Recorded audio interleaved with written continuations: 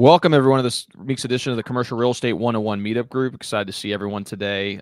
Today, we actually have a phenomenal guest, Steph Boldrini. I've had a chance to be on her podcast a few times, and I've listened to what she's done in a variety of different capacities in the commercial real estate space. And during our latest podcast episode, we had talked about a project we're taking on here in Louisville, and then she has another project that is in the self-storage space that I thought would be really cool to kind of dive into and discuss, because it isn't a topic that we've kind of highlighted on this podcast. So today we have the honor and privilege of having my friend Steph Boldrini on the podcast. Welcome to the show.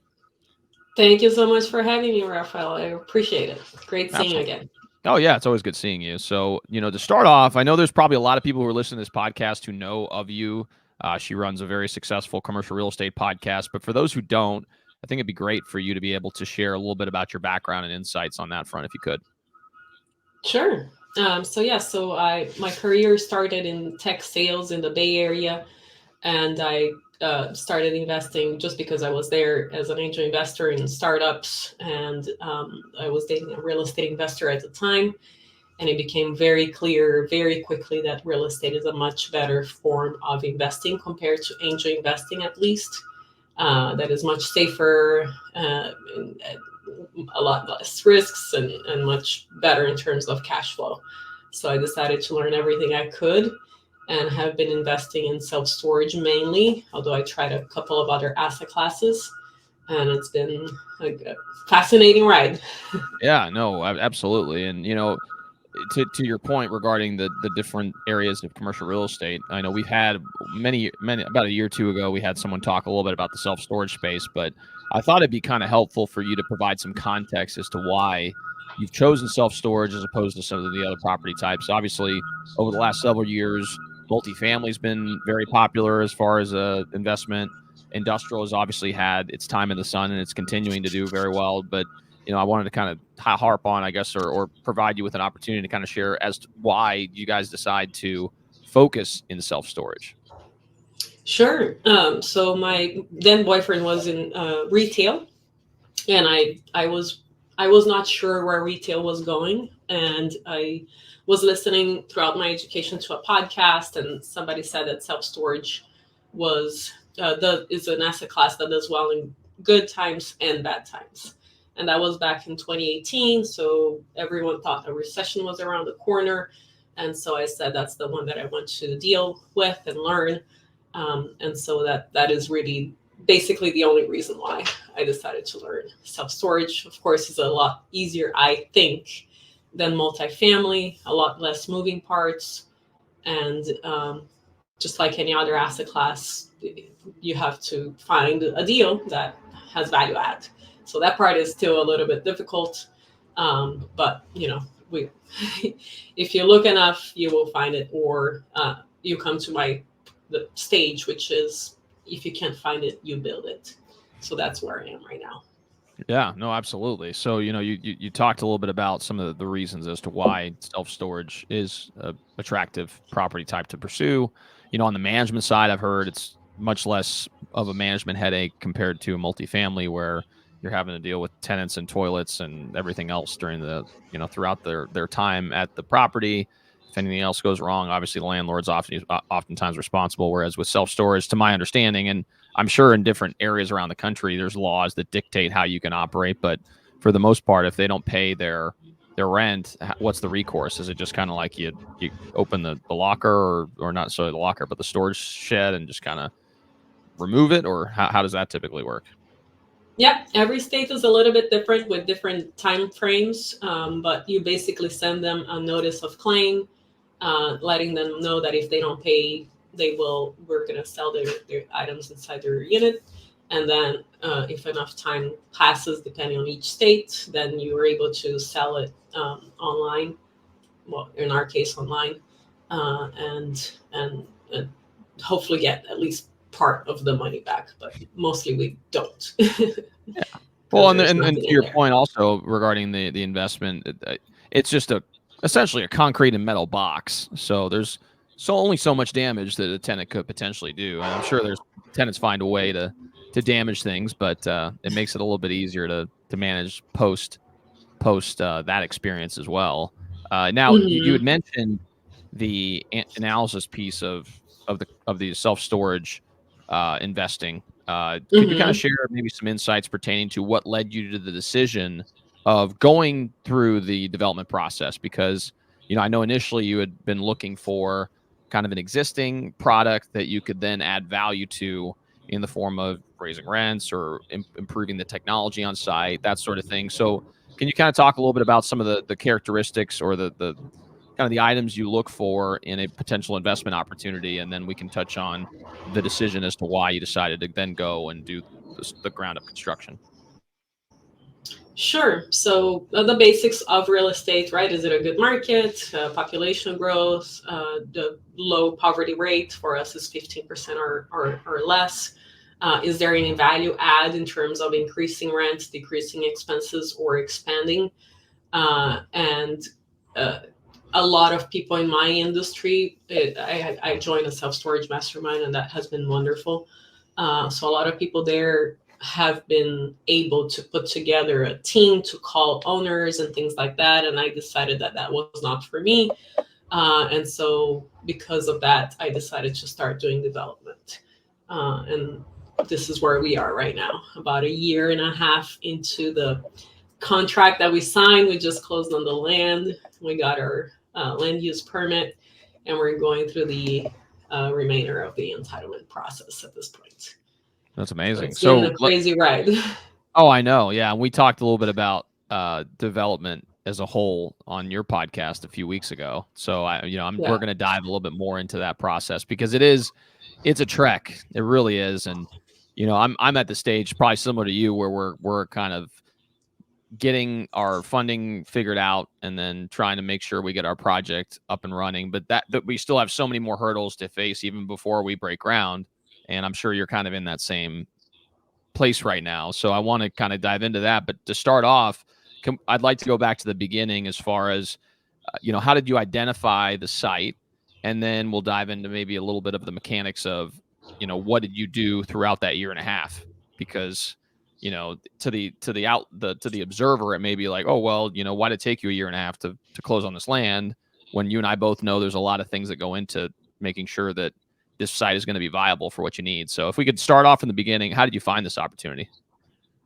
Yeah, I'm a big believer in building relationships and being in the right place, meaning where hang out where people that you aspire to be are hanging out. And so I met this broker who knows a ton of people, and he made an introduction to another broker who has a lot of connections in that area that we found this piece of land. It was a decent price in a decent location. And so we decided to put in contract. The year and a half was, just for the record, it was not us, it was the city. The city has been taking a minute to get things approved, and sometimes it took weeks to get them to respond. We had to follow up multiple times via email and phone calls, and it was either me or the architect or the GC. So we were tackling from every angle we could, and we finally got the land use permit. And in terms of the yeah, the process is like my friend said, real estate developing, you got to block and tackle. So there will be problems on a regular basis, and it's easy to want to throw in the towel, but you just have to figure out a solution. So our job is problem solving, and in my opinion, I view myself as an orchestrator. Like, who has to do what now? Let's get that done. And team is incredibly important. We have a really great architect in our team, a very good GC in the area, a civil engineer. And you don't learn any of these things until you actually do it. So you can learn in terms of reading a book or talking to people, you can try to learn, but you really do not understand, at least in my case, the entire picture until you actually go ahead and go through the process. Yeah. Well, and you harped on a very important point, which is your team, because a lot of people, they may think, and I know I was in this position before I decided to take on this on my end, is that Oh, well, all it is just buying a piece of land, hiring a builder, and then just building the property, and then you're up off to the races. Whereas, through that process that you just described that took you a year and a half, there's 3 or 4 different team members that you just referenced that had to be involved with making sure you provided the city with what they needed. So, you referenced a land use permit. Was this property already zoned properly for what you wanted to do, or did you have to go through that whole process of rezoning the property and then securing the permit? We were able to do storage, but it was conditional. So we Mm. had to get the actual permit for that. Yeah, and that requires you to provide probably a plan, some form Yeah. of layout or something. Um, yeah, Yeah. And that's then you get responses and they're like path of travel. And then you figure out the neighbor is, encroached on your property and you have to fix it. So a yeah, lot of things happen along the way. yeah, and then So yeah. there's neighborhood meetings, which are always fun. You have to get feedback from people if you propose a new development, and Yeah. so at least in our city, and that's what's one of the unique things about development. And I'm sure you could touch on this a little bit on in your guys' area, but we have like a specific process you have to follow in order for you to get the final stamp of approval as far as the development plans, and it usually incorporates 2 rounds of public discussion. So you would have your preliminary neighborhood meeting, and then based on the feedback that you provide there, you could choose to reincorporate or incorporate some of the proposals from neighbors.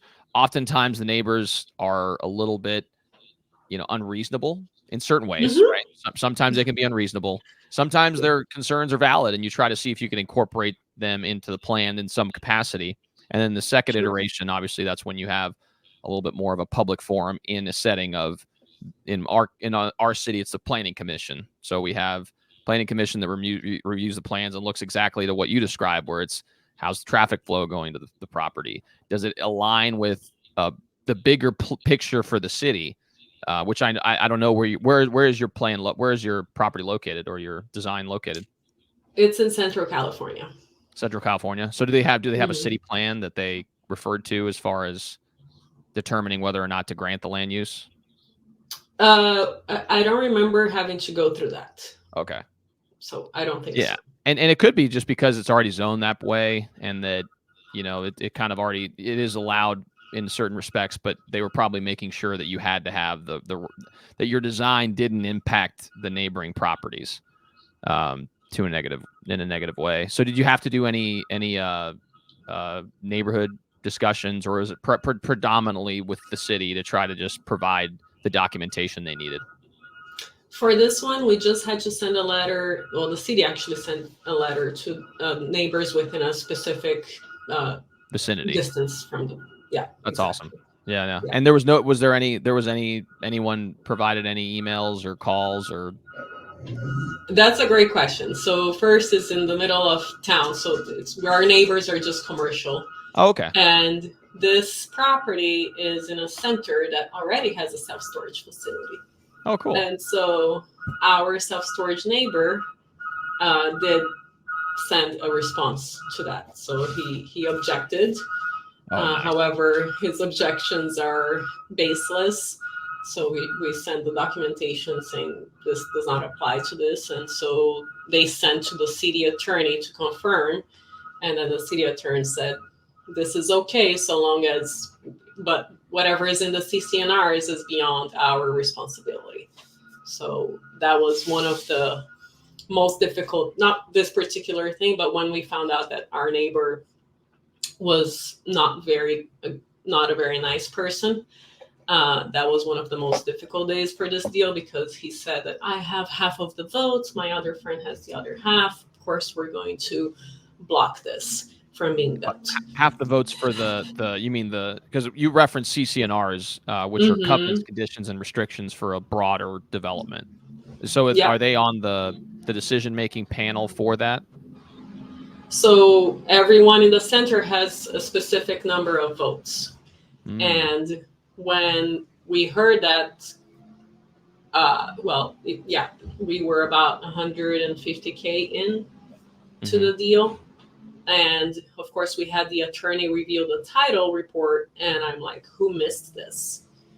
And so I had to find all of the neighbors, all of their contact info. It was very difficult because there is no HOA, but there is a CCNR.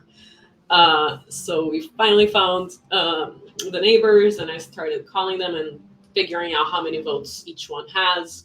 Understood that that neighbor is very difficult with everybody there, and it turns out that it does not look like he has any amount of votes that could potentially block this. So in real estate, just like everything else, you're taking risks, and you have to understand how big or small these risks are, and if something does happen, how much are you willing to take that on? Yeah.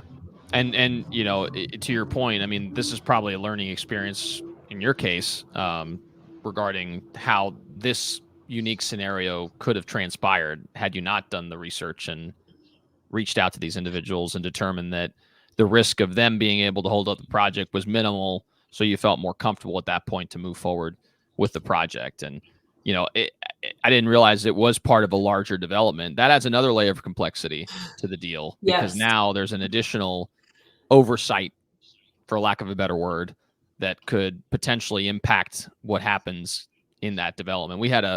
I had a deal with a car wash developer a few years ago where we were acquiring an out parcel at this large development here in Louisville called Springhurst Town Center, and there Mm-hmm. was covenants, conditions, and restrictions for the development. And as part of those covenants, conditions, and restrictions, there was a term in there that referenced washing cars, but it was somewhat of a throwaway term in relation. It was in reference to the washing of, or the cleaning of cars in auto sales. But our attorney Okay. was like, "Hey, if you're gonna invest 3 to 4, like I think it was like a $5 million development, if you're gonna put $5 million into this building, you want to make sure that Yeah. that is never going to be an issue for you guys going forward."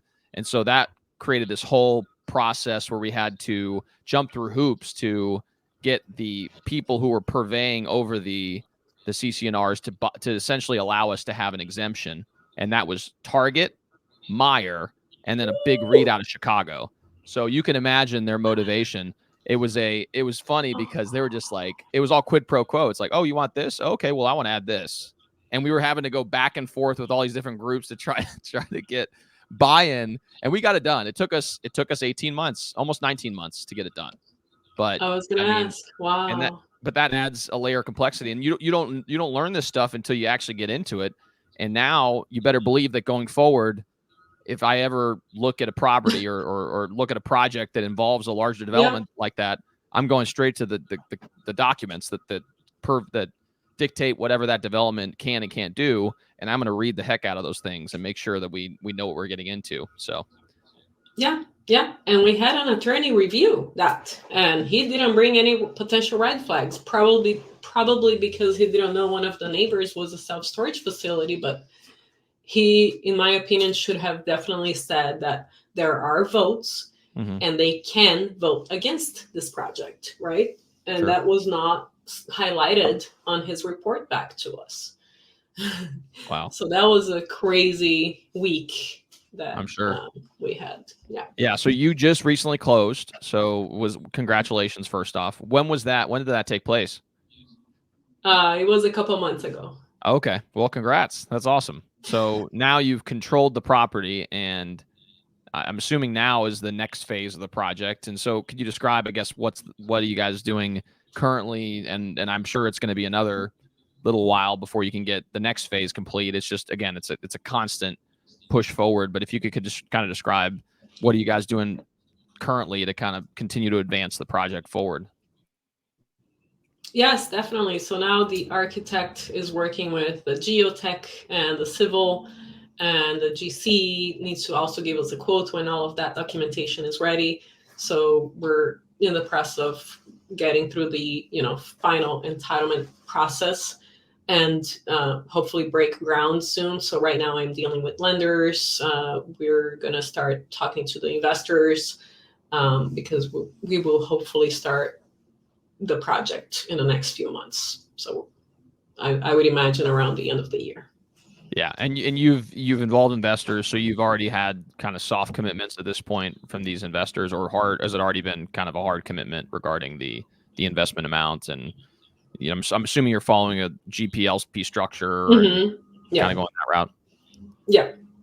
We do have a. I have a friend that said that she has properties in the area. She might be interested in putting the whole thing, but that's a pie in the sky goal. But Yeah. backup plan is Yeah. multiple investors. Oh yeah, yeah. So for this development project we're taking on here in Louisville, I mean, we've got right now we have 3 investors, and we're working on getting a few more involved as well. And not that's not only thing. I've also contributed a decent amount of capital, and so is my business Mm. partner. So, I think it's just you find a way. You try to you have a vision, you create you put it all on paper, you kind of showcase what can be to individuals. And a lot of times with new developments like this, these individuals are putting the faith in you as a person, which Mm-hmm. again, it's a new venture. And so obviously you built a really good reputation in the variety of different capacities that you've operated in the commercial space. So I'm sure you'll be able to get the remaining things put in line, and then you'll be able to break ground here shortly, which is exciting. Because I mean, once I have a buddy who just finished, or he's starting an office building for his brokerage here in town, and he's gotten to the point where they've broken ground, they've erected the metal structure, they poured the footers, concrete, everything, and it's starting to come to fruition. And it's always exciting to kind of drive by and see, wow, this thing's like actually happening. Yeah. And though I know he'd been working on it for like 3 years. Yeah, Really? because That well, it was long one of those over things there? where he bought the property, the land. It was actually a piece of a house in a very commercial area. It was the last remaining like house on that strip. It was actually zoned manufacturing, but we were able Okay. to work around it so that it could be an office space, because this section of town at the time was very what used to be kind of industrial, and it wasn't the greatest part of town, but now it's like one of the hottest parts of town. So Wow. obviously the zoning didn't really shift in that direction, because that's what the zoning was forever. And so Right. now he's going through the process of getting that done. But from the time he bought the property to when now he's kind of actively going through the process of finalizing everything, it took him like 3.5 years. So Wow. Might as yeah. well develop in California then, if that's the case. What's up? Might as well develop in California Yeah. if you're Yeah. waiting 3 years over there. Yeah, well, I mean, and I think, I mean, if you can develop in California and actually get to the finish line, I mean, that I'm sure it's going to be a great opportunity, because and again, I'm speaking out of turn because I don't know the different rules and regulations of the city you've chosen to develop in, but to my knowledge, especially in some of the larger metro areas, the development is just very tough to Hmm. do. So if you're able to get to Yeah. the finish line, there's a huge barrier to entry, which means that if you have existing product, you're going to obviously benefit in the long run. So Exactly. Yeah, that is true. Some people do wait 4 years here to get through the entitlement process, so it can be painful. definitely. So regarding any remaining, deal points, like what do you see the future of the development looking like once you have a chance to break ground and you actually do deliver the product? Do you have an idea of what you're going to do as far as, you know, total number of units and lease up time? And I mean, you don't have to share all the specific details. I know some of that is going to be confidential. You don't want to necessarily share some of that information, but kind of giving some perspective as to what you view the next 12 to 24 months looking like.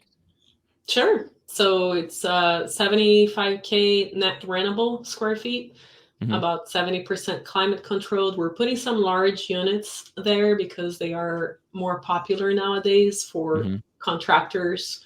And so we have two climate controlled buildings. We're going to build the first one and see which units are in highest demand, and then we will decide, for the second building, how many of each later. Uh, so yeah, we of course want to be as aggressive as possible, and have a 2-year lease up period. So, but it's better to underwrite conservatively, in my personal opinion. So we're very conservative in every level we can, and hopefully, things will work out for the best, and the Yeah. investors will be even happier. So Oh we're yeah. conservative Well, on the front. and you alluded to a concept that's really important in development, is the phasing of the project. Because a lot of people Mm-hmm. think you just go straight up. If it's a massive Yeah. project, you just build it all at once. But to your point, you could take especially if it's a multi-building type of development, you could just build this one building for now, get it stabilized, and come to go to the next phase of the project. And that's actually what a lot of developers do, which I think is a really smart approach. Is that kind of what you guys were thinking from the beginning, was to kind of do that phased approach, or was it something that you guys decided kind of through the entitlement process? It was through the entitlement process, after we figured out how many square feet we could build there, and it was a little more than what we expected. So we said, okay, and we had to split the buildings into two. So that is the reason why. That's awesome. Yeah, so that's good. I'm glad you were able to determine that you were able to get the extra square footage that you needed to. Yeah, yeah, yeah. That's That's awesome.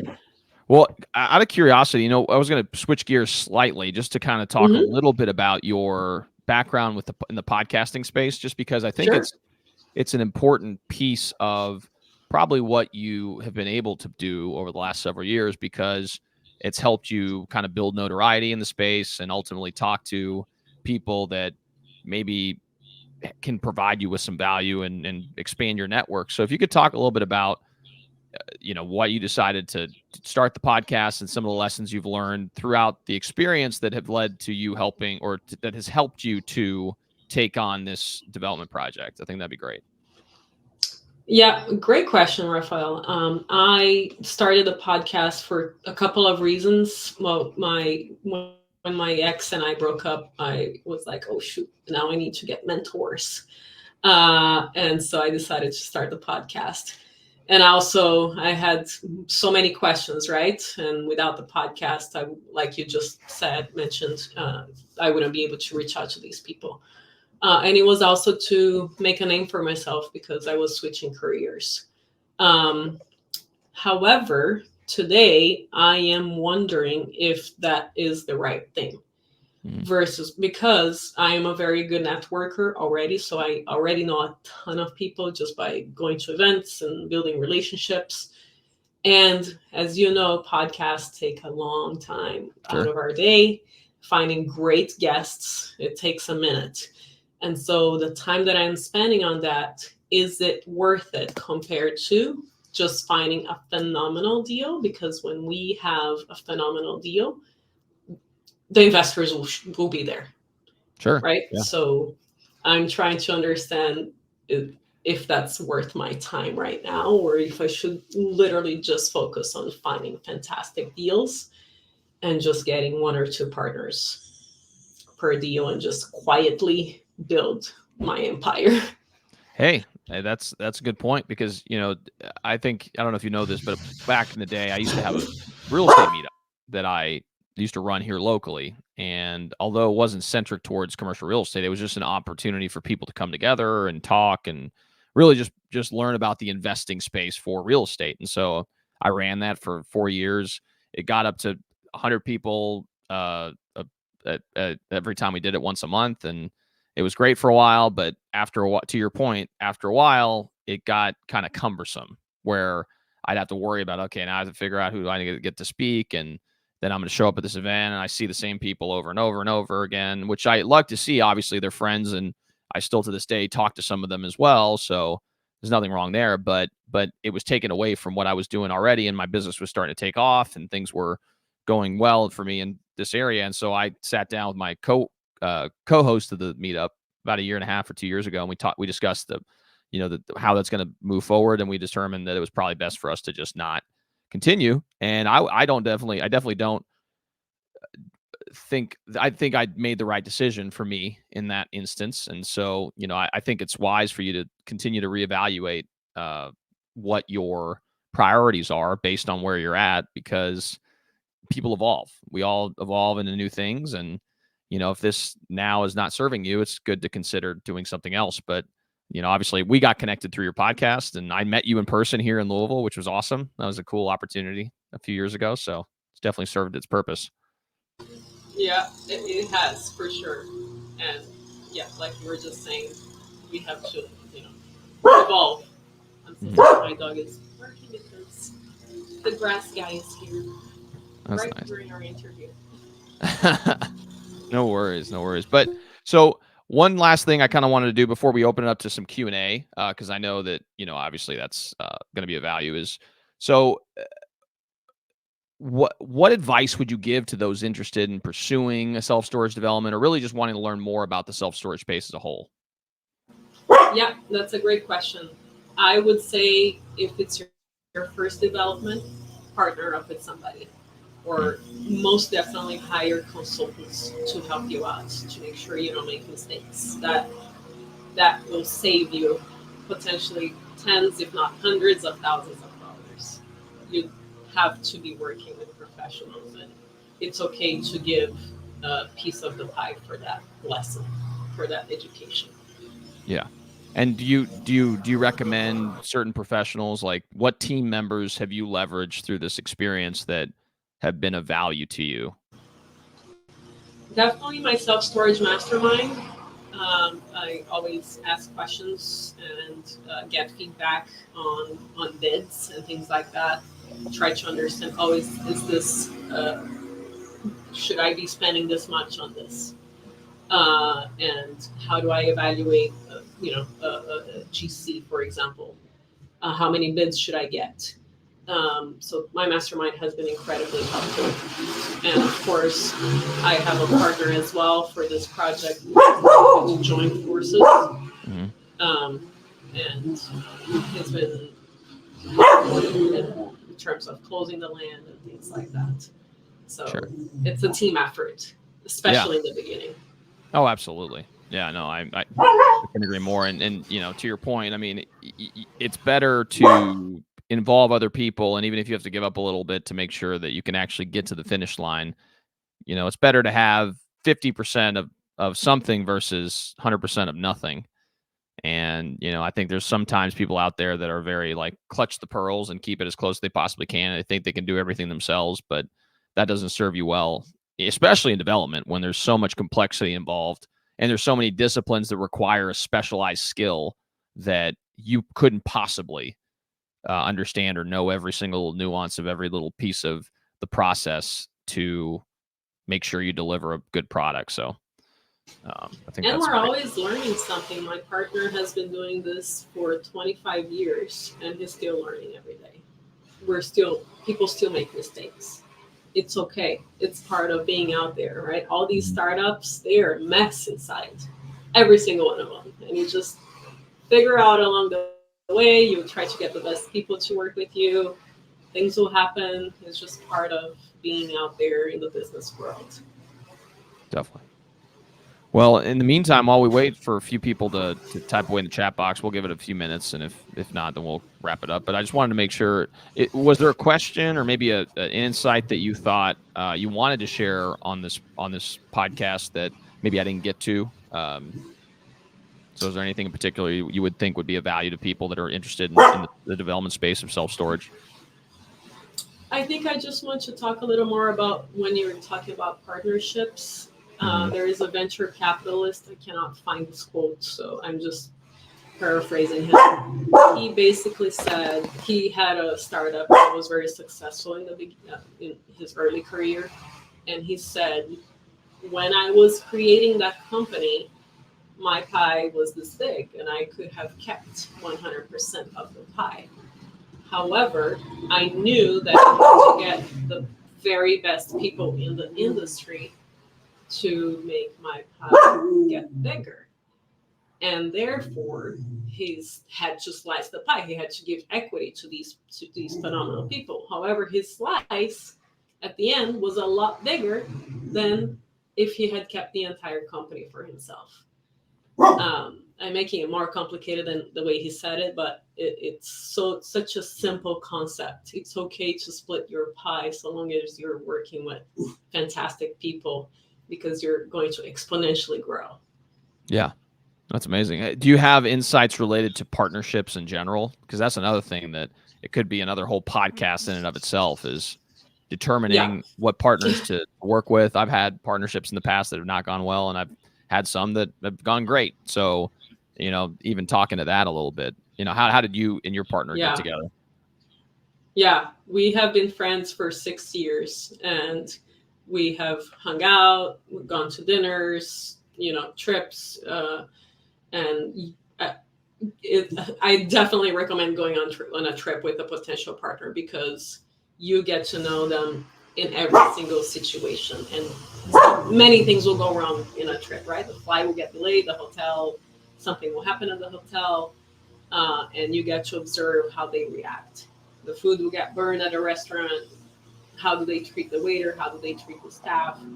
And because he had been doing real estate investing for a long time, I also got to learn about all of his deals and how he treated his investors, right? Not 100% of the deals went well. However, he always did the right thing for the investors. He would put money out of his pocket if an operator was bad, to get the attorneys involved and get a solution to the investors. So, because of that, you know, and of course, he also saw me in action, and asked me to become a partner. And I also think, beside, above and beyond all of that, do not become partners for the long term. In the beginning, just do a couple of deals, 2, 3 deals first, before deciding to do something that is quote unquote forever. Hmm. Because, as you know, things will go wrong. And how Yeah. do they react? How do they treat vendors and people that are a part of the deal? Yeah. So you're really looking at the most important thing, which is their character, like who they are as people. Mm-hmm. And that's why you referred to the idea of going on trips with someone, because you get to see how they interact with the external world, and referring back to their previous experiences and their previous deals and how they interacted with their clientele, their vendors, all these other people will give you at least a glimpse into what it could be like for you taking on them as a partner. So that's great. I think that's an awesome Yeah. point. And people will say things when they have a little wine in their system, right? Your true self will come out. And what is that true self, right? Are they trying to take advantage of somebody at some point? Because if they're doing that to somebody else, they will do it to you. And you don't Yeah. want that headache. No, yeah, So, yeah. Life's too short. It really is. So yeah, awesome. Well, I wanted to choose give wisely. maybe a few. What's up? What you say? Choose wisely. Do your Choose homework. wisely. Yeah, yeah, yeah. And to your point, make sure that the choice is not a permanent choice. It could be a pivot Hmm. at a certain point. So that's a good point. I appreciate the feedback there. So for let's take about a minute or two to allow for people to type away in the chat box if they're interested in asking a question to Steph. Looks like Jeffrey's here. Hey man, how's it going? He just said hello. Um, and we'll give it about a minute or two, and if not, we'll wrap up. And I'm excited to hear what people have to say about this episode, because I know we talked about a lot of different topics, and I'm sure we could have you know these different items that we talked about in this podcast are all individually very complicated, and so to really get into the weeds and granular about it, it would take another couple of hours to really highlight all the things that you had to go through. But at least you get a high level understanding of some of the challenges that you face, some of the things you had to consider as you went through this process. And it's not over yet. You still have another little phase of the mission to go on, and hopefully in the next 12 or 24 months, maybe we can get back together once your first phase is done, and we could talk a little bit about the next step and the next step. And I think it'll be a good Yeah, conversation. we'll pop the champagne when the investors are happy. Yeah, It yeah. never No, feels like it's an all about getting accomplishment, that stabilized and making sure the investors are happy, and then you can breathe. Because Yeah. we're until that day comes, it's all over your head. Which again, it should be. It's Yeah, you're a fiduciary to these individuals, and they're relying on you to deliver. So that's no 100%. small responsibility. 100%. Exactly. Yep. All right. Well, it looks like you've answered all the questions, Steffany. First off, I just really want to thank you for your time. I know you're busy, and it's always great to be able to connect and talk a little bit about stuff that we both are passionate about, which is real estate and helping others. And so, if people want to learn more about what you do, how would you essentially how would people be able to get in contact? Yeah, they can contact us through the website, montecarlorei.com, or they can send me an email at Steff, Steff, at montecarlorei.com. That's awesome. Yeah, and we'll include that in the show notes as well. So if you guys are watching this on YouTube, it'll be in the description. If you guys are listening to this in a podcast format, it'll be in the description as well. So, all right, Steph. Well, thanks again so much for your time. As I said before, we really do appreciate it. If you guys are watching this on YouTube, please like and subscribe. It makes a big impact in our ability to reach a broader audience. And the same goes for Spotify and Apple Podcasts. Leave a 5-star review. It'll make sure that we get a broader reach and continue to spread the word of commercial real estate investing and really just educate people about commercial real estate as a whole. So thanks again so much for tuning in, and we'll see you all next time.